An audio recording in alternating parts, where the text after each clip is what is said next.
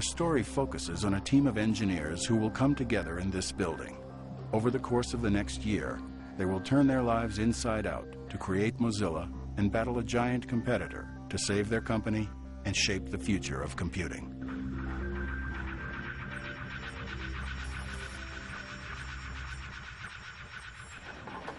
Right now we have a problem that the work looks like it can't possibly be done in time for the date we announced. So we're just trying to drill down on how doomed we are. And sometimes the only way to do that is get everybody in a room and stare each other in the eyes. We said we're giving you Netscape Communicator on 331.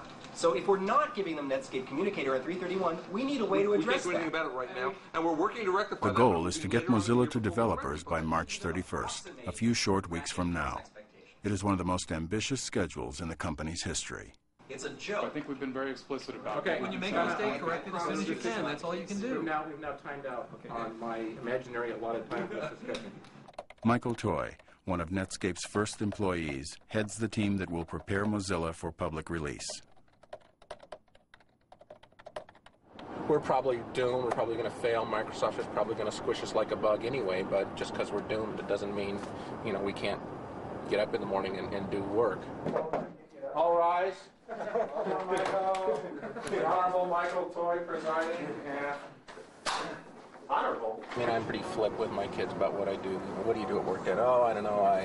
I sit in meetings and I feel depressed and I read email.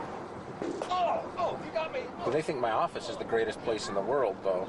It's like, oh, we're going to your office? Oh, yay, yippee, I love going to your office. Because, they play with the guns, and there's free soda, and there's the giant balls.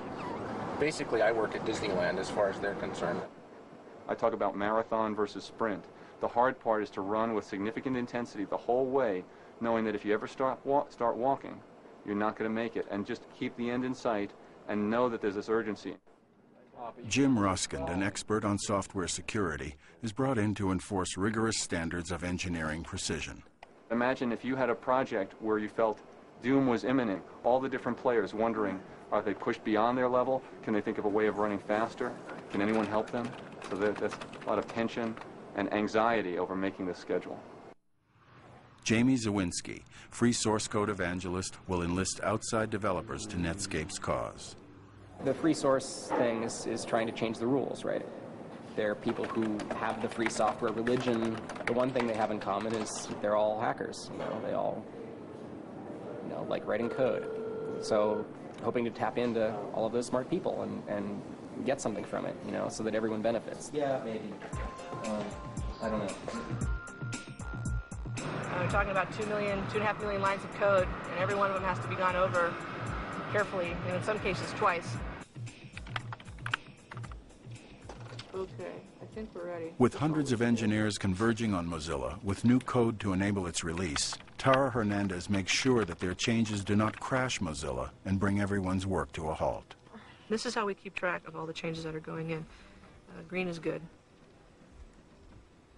A lot of changes going in right here, and wham, the build's all died. Okay? All right. Bye. No. We're doomed.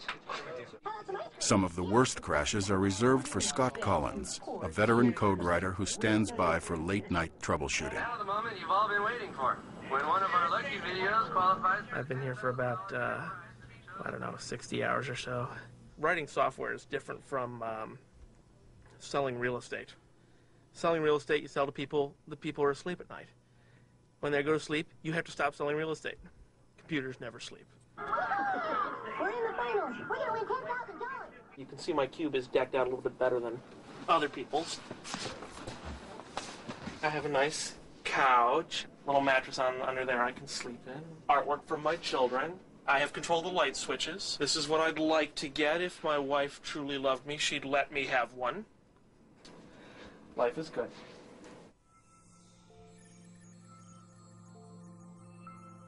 Okay. Bug count. All right, there are a ton of bugs on here that people just aren't doing anything about. For instance, To give away its code, Netscape's engineers must make thousands of bug fixes, often minute changes that will allow the code to be used by outside developers.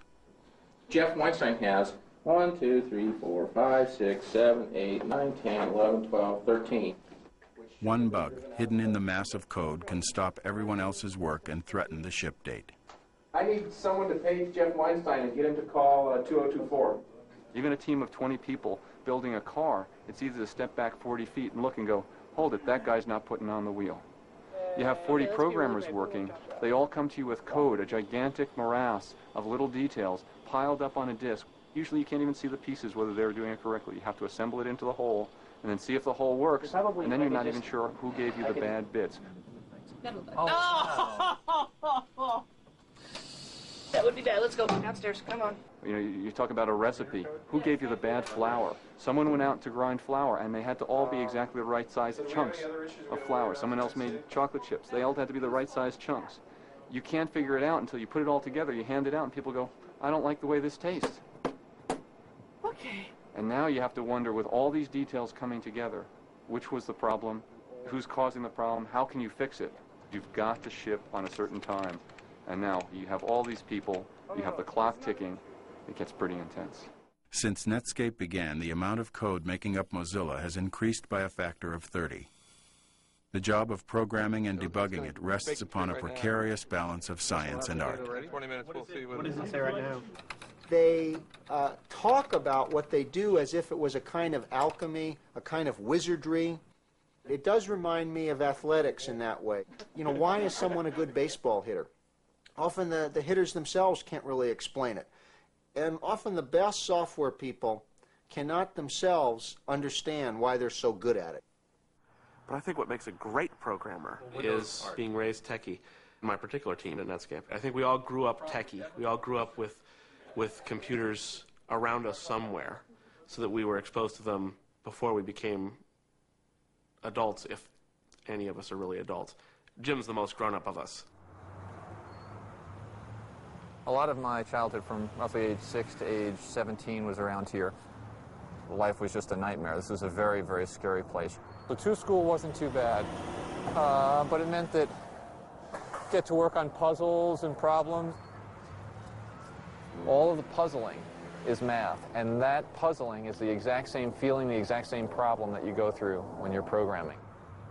When I was young, I'd be building with erector sets and Lego.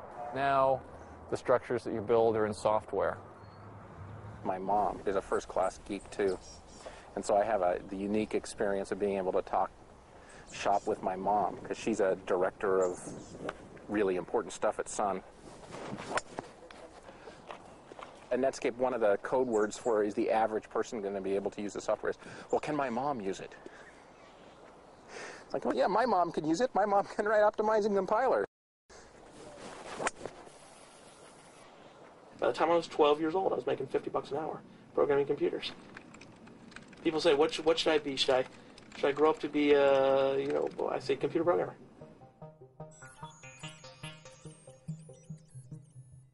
The thing about that makes it a youth culture is one's capacity to throw one's entire life on the line with these firms. Entire life commitment, meaning 24/7, 365 work commitment.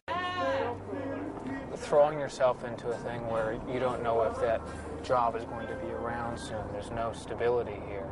So it's very kind of a weird irony that the very people who are inventing the future can't see their own future. This is a monk-like existence. There are very few women in these societies. These are male societies. They are secret societies. They function very much like the Masons or some street gang. Evil! Evil! Evil!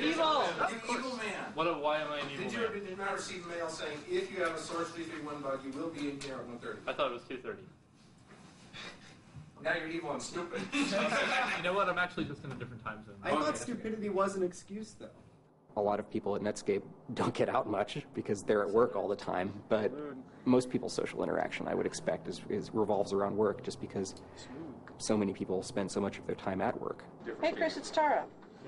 How much do you love? They've been saying the issues. Good. What do you know about like the threading stuff, calls into JavaScript and Java and XFB? Gordon been talking to you? All we have left to hold on to really is the workplace. I mean, it is the modern village. People get to know your history. They shrug at your bad jokes. There's a kind of familiarity that and continuity that we don't have elsewhere. Paul, we're going to go out in a while and get something to eat and do stupid things. You interested? Sure. Sure. Right.